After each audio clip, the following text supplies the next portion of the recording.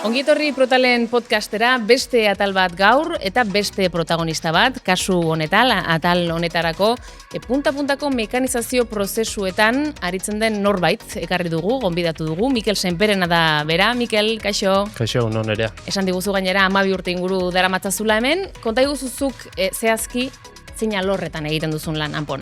Bai, beira damazki 12 urte inguru, aurretik egin nun beste kooperatiba baten 3 urte egin ditun lan, eta Anpon sartu nintzen 2013 inguruan, eta egiten dut mekanizatu arloan, egiten dut lana. Bai. Eta zertan datza zehazki zure lana, zer da egiten duzuna?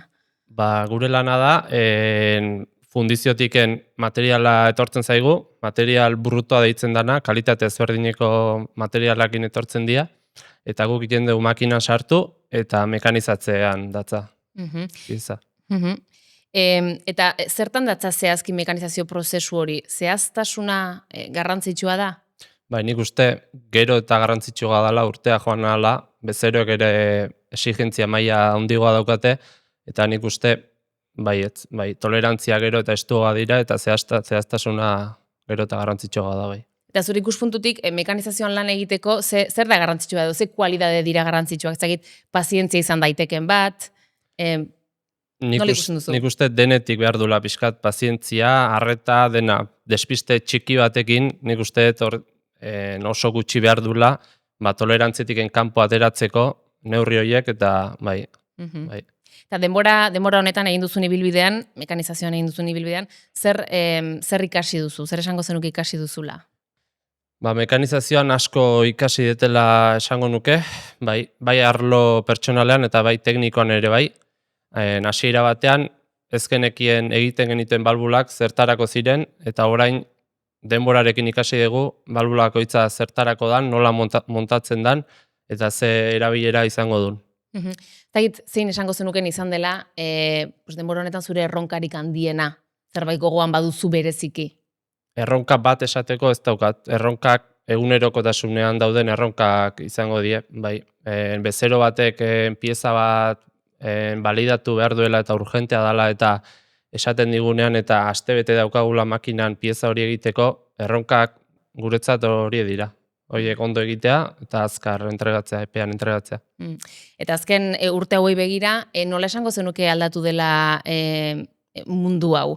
Makineria, teknologia, lan egiteko modua?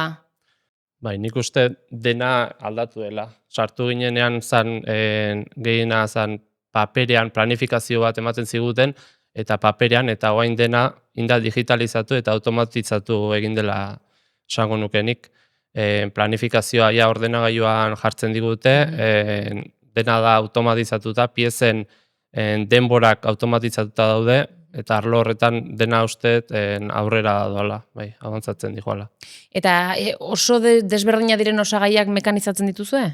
Bai, normalen balbulak izaten die gorputza eta tapa, eta horiek mekanizatzen ditugu, eta gero balbulen artean daude baita retenzion, globo, konpuerta, tximeleta erako balbulak. Eta hemen Anpon nolako makinak dituzu? Esango zenuke punta-puntako makinak direla?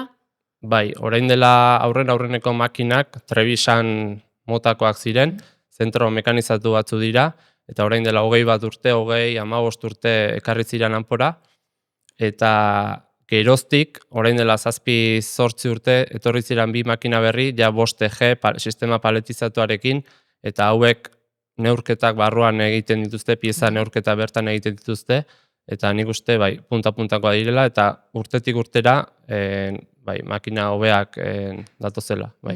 Eta makina horiekin lan egiteko, zure lana egiteko formakuntzarik jaso duzu? Gure kasuan, Trevisanetan ez makina zegoenarekin ikasi dugu, baina makina berri hauetan, orain dela 7-8 urte etorri ziren makina hauetan, ibile ziren Goierri eskolan, kursillo batzuk egiten, eta Ingenieritza eta prozesu taldeekin nolakoa da harreman hartu emana etengabekoa da, estua da, nola da? Normalean guk arazoa daukegunen kalidadekoari esaten diogu eta kalidadekoak berak esaten dio ingenieritza taldeari. Baina noizbait gertatu da gu deitu behar izatea ingenieritzari eta ez da arazoik egon. Arazoa segituan konpontzen dute eta bai. Argi dago talde lan bat badagoela, ez da? Nolakoa da giroa lan taldean? Lantaldean oso giro ona daukagu. bai, norbait laguntza eskatzen baldin badu, prest egoten gara denok laguntzeko, eta gu behar dugunean baita bai laguntzen digute. Elkarren artean Elkarren denok. artean, bai. Zu gustora etortzen zara, Mikel, lanera? Bai, orokorrean esango nuke gustora, gero lantokian izaten dira tensio uneak lan asko dagoenean eta tensio uneak, edo pieza berri bat dagoenean eta presaka mekanizatu behar denean eta tensio unea, baina orokorrean gustora. Gustatzen zaigu jakitea podcastera gonbidatu etortzen diren horien egunerokoa nola den. Zure lan egun ohiko bat nolakoa den, ona iristen zara eta nola hasten da eguna. Bai. Gu normalean egiten du 3 errelebotara egiten du lana, eta goizean 6etan, eguerdian ordu 2etan, eta gauean 10etan sartzen gara, eta sartzen garenean, makinan egoten da beste pertsona bat, eta hartzen diogu erreleboa makinako pertsona horri hartzen diogu. Eta pertsona horrek esaten digu makinan dagoen pieza nola dagoen. Normalen serian egiten dugu lana 10 pieza, 15 pieza, eta esaten digu nola dagoen pieza hori. Eta pieza horren arabera, eguna nola joan den esaten digu, eta zaten da segida bat ematea pieza horri. Beti galdetzen dugu, galdera bikoitza da, kasu honetan, zer gustatzen zaizun zure lanbidetik, egiten duzun horretatik gehien, eta zer gustatzen zaizun gutxien edo zer egiten zaizun zailagoa kaso? Bai, gehien gustatzen zaidana, da, zero batek pieza berri bat balidatu nahi duenean edo, erronka moduan hartzen denik, pieza hori aldik eta ondoen egiteko, eta aldik eta txukunen egiteko, eta epe motz batean egiteko. Eta gehien gustatzen zaidana hori izango litzateke. Eta gutxien, oso azkar egin behar danen pieza bat, eta gainean dituzunean denak, hori izango litzake presio hori. Orokorrean, nola baloratuko zenuke zure hanpoko ibilbidea, Mikel? Baloratuko oso ona bezala baloratuko nuke ibilbidea. Bai, hasi nintzenean enun pentsatzen, holako enpresa bat izango zanik hanpo, eta oso gustora, lankidekin oso gustora, lana egiten dudana gustatzen zait, oso baloratua sentitzen naiz lantokian, eta balorazio ona egingo nuke. Apur bat kooperatibismoari lotuta, hanporen izaera kooperatibista hori zuretzat zer da? Indargune bat da, bereizgarri bat da, zer da zuretzat kooperatibista moduan ere lan egitea eta hemen egotea? Kooperatibista izatea niretzako da, enpresaren parte izatea. Hartzen dituzun erabakiak ikuste inpaktua dutela enpresarekiko, eta ez langile soil bat izatea bakarrik. Zure ezagunen bati, gomendatuko zenioke hanpon lan egitea? Bai, dudarik gabe gomendatuko nioke. Oso langiro ona daukagu lantokian. Azten doan enpresa bada, mundu mailan ireki ditu enpresa gehiago, bai Kazajistanen, bai Arabian, bai Indian, eta gomendatuko nioke 100%. Bai. Ederki, Mikel Senberena, eskerrik asko, gurekin partekatzeagatik zure esperientzia.